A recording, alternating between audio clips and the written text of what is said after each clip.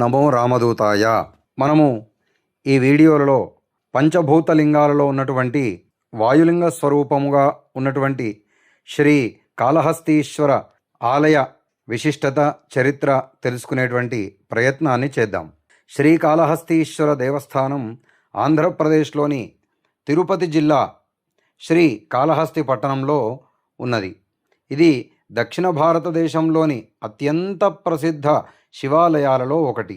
శివుడు తనను ఆపి మోక్షమివ్వడానికి ముందు కన్నప్ప లింగము నుండి ప్రవహించేటువంటి రక్తాన్ని కప్పడానికి తన 2 కళ్ళను సమర్పించడానికి సిద్ధంగా ఉన్నటువంటి ప్రదేశంగా చెప్పబడుతుంది.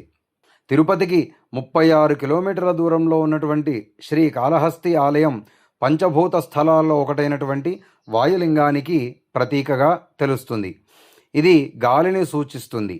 ఈ ఆలయాన్ని రాహుకేతు క్షేత్రంగా దక్షిణ కైలాసంగా కూడా పరిగణిస్తూ ఉంటారు. లోపలి ఆలయం 5వ శతాబ్దంలో నిర్మించబడింది. బయటి ఆలయం 11వ శతాబ్దంలో రాజేంద్ర చోళ తరువాత చోళరాజులు విజయనగర రాజుల చేత నిర్మించబడింది. వాయు రూపంలో శివుడు కాళహస్తీశ్వరుడుగా పూజింపబడుతూ ఉంటాడు. స్వర్ణముఖి నదీ తీరాన వెలిసినటువంటి ఈ స్వామి శ్రీకాళహస్తీశ్వరుడు స్వయంభూలింగము. లింగానికి ఎదురుగా ఉన్నటువంటి దీపము లింగము నుండి వచ్చేటువంటి గాలికి రెపరెపలాడుతూ కనబడుతుంది. శ్రీకాళహస్తిని దక్షిణ కాశీ అని కూడా పిలుస్తూ ఉంటారు. ఇక్కడి అమ్మవారి పేరు జ్ఞానప్రసూనాంబ. అంబాత్రయాలలో ఒకరు. శివలింగం ఇక్కడ వర్తులాకారంగా కాకుండా చతురస్రంగా కనబడుతూ ఉంటుంది. స్థల పురాణాల ప్రకారం ఇది బ్రహ్మకు జ్ఞానం ప్రసాదించినటువంటి ప్రదేశం. వశిష్ఠుడు, సాలెపురుగు, పాము, ఏనుగు, బోయవాడైనటువంటి తిన్నడు అంటే కన్నప్ప, వేశ్యకన్యలు, యాదవరాజు, శ్రీకాళహస్తీశ్వర మాహాత్మ్యం రాసినటువంటి ధూర్జటి వంటి వారి కథలు ఈ క్షేత్ర మాహాత్మ్యంతో పెనవేసుకొని కనబడతాయి. కన్నప్ప అనేటువంటి వేటగాడు నిత్యము స్వామివారిని కొలుస్తూ ఉండేటువంటి వాడు. అతని భక్తిని పరీక్షించడానికి స్వామి ఒకరోజు తన కంటి నుండి నెత్తురు కార్చినాడట. వెంటనే కన్నప్ప తన కన్ను పీకి స్వామి కంటికి అమర్చాడట. అప్పుడు స్వామి 2వ కంటి నుండి కూడా నెత్తురు కారడం మొదలైంది. భక్తుడైనటువంటి కన్నప్ప ఏమీ సందేహించకుండా తన 2వ కన్ను కూడా పీకి స్వామివారికి అమర్చాడట. స్వామి ప్రత్యక్షమై భక్తుడైనటువంటి కన్నప్పని కరుణించి ముక్తి ప్రసాదం చేశాడట. ఈ దేవాలయం చాలా పెద్దది. పైకప్పుపై రంగులతో చిత్రించినటువంటి అనేక చిత్రాలతో కూడుకొని ఉన్నాయి. మణికుండేశ్వరాఖ్య అనేటువంటి మందిరం కూడా ఇక్కడ ఉంది. కాశీక్షేత్రంలో లాగానే ఇక్కడ చనిపోయేటువంటి వారికి పరమశివుడు ఓంకార మంత్రాన్ని, తారక మంత్రాన్ని ఉపదేశించి మోక్షాన్ని ఇచ్చునని భక్తుల ప్రగాఢ నమ్మకం. దేవాలయ ప్రాంతంలోనే పాతాళ విఘ్నేశ్వరాలయం కూడా ఉంది. దేవాలయానికి సమీపంలో గల కొండపై భక్త కన్నప్పకి చిన్న ఆలయం నిర్మించారు. శ్రీ కాళహస్తీశ్వరాలయం రాజగోపురం, సింహద్వారము దక్షిణాభిముఖంగా కనబడుతుంది. స్వామివారు ఉత్తరాభిముఖులై ఉంటారు. ఆదిశంకరులు ఇక్కడ శ్రీచక్రాన్ని స్థాపన చేశారు.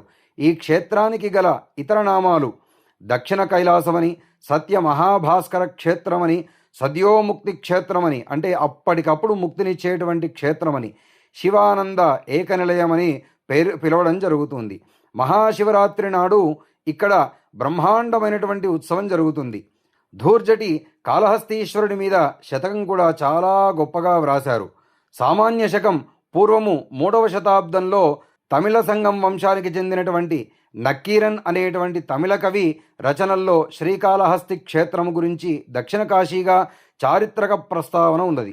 ఇంకా తమిళ కవులైనటువంటి సంబందర్, అప్పర్, మాణిక్యవాసగర్, సుందరమూర్తి, పట్టినత్తార్, వడలూర్కు చెందినటువంటి శ్రీరామలింగస్వామి మొదలగు వారు ఈ క్షేత్రాన్ని సందర్శించి ఆరాధన కూడా జరిపించారు. ఆలయానికి ఆనుకుని ఉన్నటువంటి కొండరాళ్లపై పల్లవుల శైలిలో చెక్కబడిన శిల్పాలని గమనించవచ్చు. తరువాత చోళులు 11వ శతాబ్దంలో పల్లవులు నిర్మించినటువంటి పాత దేవాలయాన్ని మెరుగుపరచడం జరిగింది. 1వ కులోత్తుంగ చోళుడు ప్రవేశద్వారం వద్ద గల దక్షిణ గాలి గోపురాన్ని నిర్మించాడట. 3వ కులోత్తుంగ చోళుడు ఇతర ఆలయాలని నిర్మించాడట. సామాన్య శకం 12వ శతాబ్దానికి చెందినటువంటి వీర నరసింహ యాదవరాయ అనేటువంటి రాజు ప్రస్తుతం ఉన్నటువంటి ప్రాకారాలను 4 ద్వారాలను కలిపేటువంటి గోపురాలను నిర్మించాడట. సామాన్య శకం 1516 విజయనగర సామ్రాజ్యాధీశుడైనటువంటి శ్రీకృష్ణదేవరాయల రాతిపై చెక్కించిన రచనల ఆధారంగా ఆయన 100 స్తంభాలు కలిగినటువంటి మంటపం, అన్నింటికన్నా తూర్పు పడమర దిక్కుల వైపుకు ఉన్నటువంటి ఎత్తైన గాలిగోపురం నిర్మించినట్లుగా మనకు తెలుస్తుంది. ఈ గోపురాన్ని 1516వ సంవత్సరంలో గజపతులపై విజయానికి సూచనగా నిర్మించినట్లు తెలుస్తుంది. ఈ గోపురం 2010 మే 26న కూలిపోయిందట. 10 సంవత్సరాలుగా గోపురంలో అక్కడక్కడ పగుళ్ళు కనిపిస్తున్నప్పటికీ దాని ఆలయ అధికారులు మరమ్మతులు చేయిస్తూ వచ్చారు. అయితే కూలిపోకముందు కొద్ది రోజుల క్రితం సంభవించినటువంటి లైలా తుఫాను కారణంగా ఒకవైపు బాగా బీటలు వేసిందట. మరో 2 రోజులకి పూర్తిగా కూలిపోయింది. ఆలయ అధికారులు ముందుగా అప్రమత్తమై ముందుగా చుట్టుపక్కల కుటుంబాలని దూరంగా తరలించడంతో ఎటువంటి ప్రాణ నష్టం సంభవించలేదు. కానీ 2 రోజుల తరువాత శిథిలాల క్రింద ఒక వ్యక్తి మృతదేహం లభ్యమైంది. ఈ కూలిపోవడానికి గల కారణాలు అన్వేషించడానికి ప్రభుత్వం సాంకేతిక నిపుణులతో కూడినటువంటి ఒక కమిటీని కూడా నియమించింది. సామాన్య శకం 1529న అచ్యుతరాయలు తన పట్టాభిషేక మహోత్సవానికి ముందుగా ఇక్కడ జరిపించుకొని తరువాత తన రాజధానిలో జరుపుకున్నాడట. 1912లో దేవకొట్టైకి చెందినటువంటి నాటుకొట్టై చెట్టియార్లు 9 లక్షల రూపాయలు విరాళం ఇవ్వడం ద్వారా దేవాలయానికి మరల తుది రూపును ఇచ్చారట. ఈ దేవాలయం పేరు 3 జంతువుల కలయికతో ఏర్పడింది. అదే ఈ ఆలయ చరిత్ర, ఈ క్షేత్ర చరిత్ర. శ్రీ అనగా సాలీడు, కాళము అనగా పాము, హస్తి అనగా ఏనుగుల పేరుతో శ్రీకాళహస్తిగా ప్రసిద్ధి చెందింది. ఇది స్వర్ణముఖి నదీ తీరంలో ఉన్నటువంటి క్షేత్రము.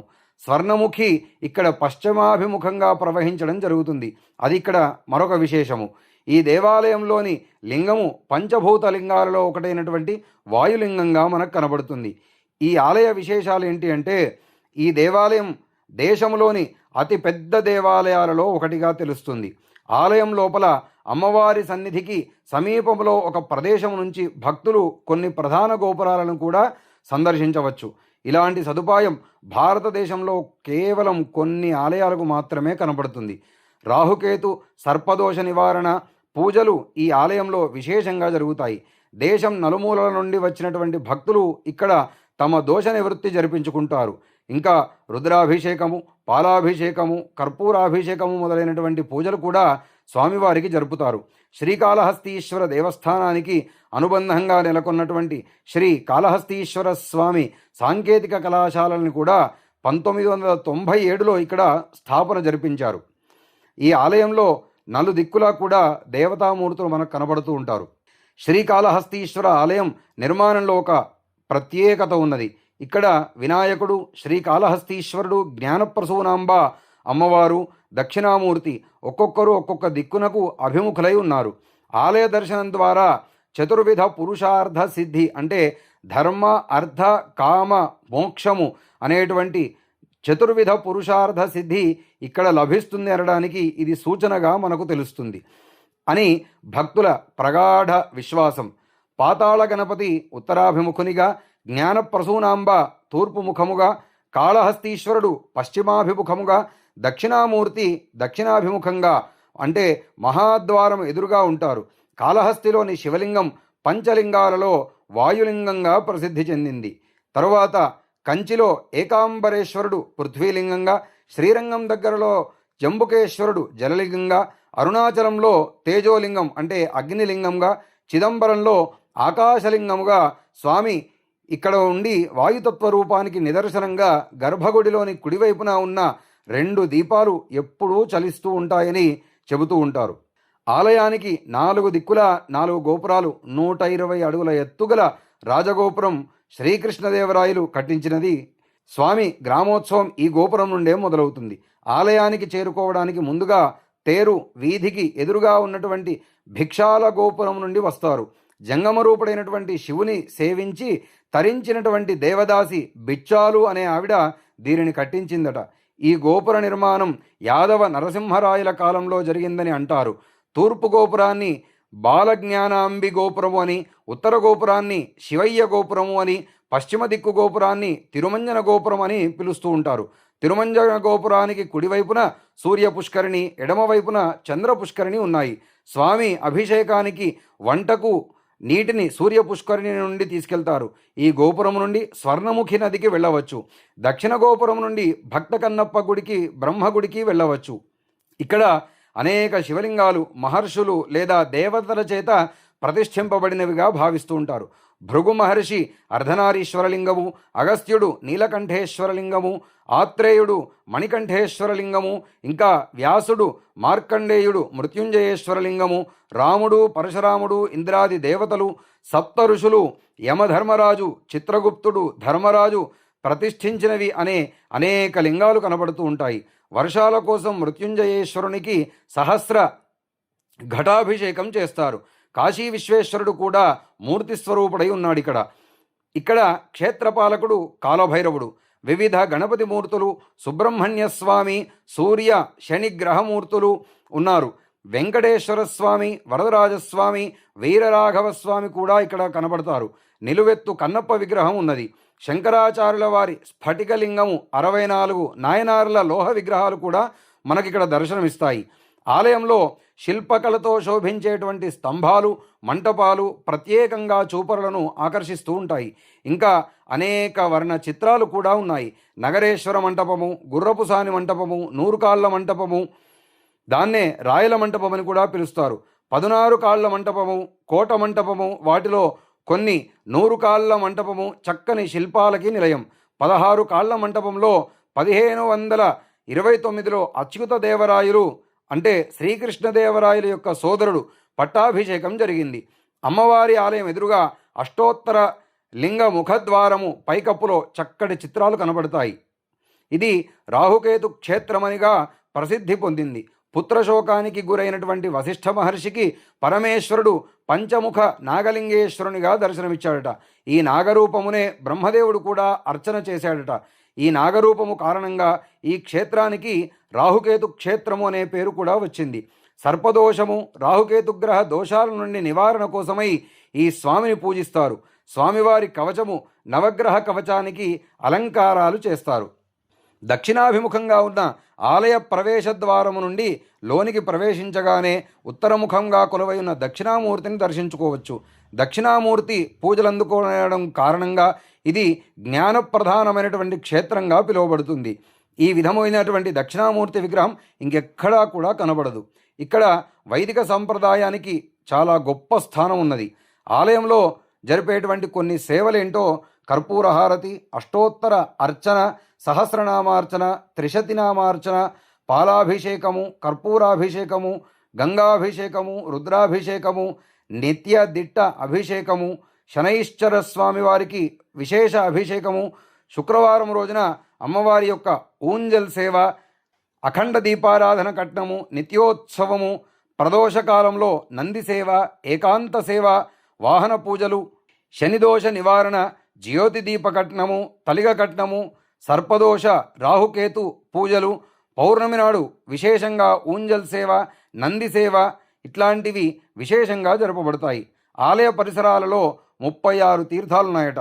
సహస్రలింగాల తీర్థము, హరిహర తీర్థము, భరద్వాజ తీర్థము, మార్కండేయ తీర్థము, మూక తీర్థము, సూర్య చంద్ర పుష్కరిణులు వాటిలో ముఖ్యమైనవి.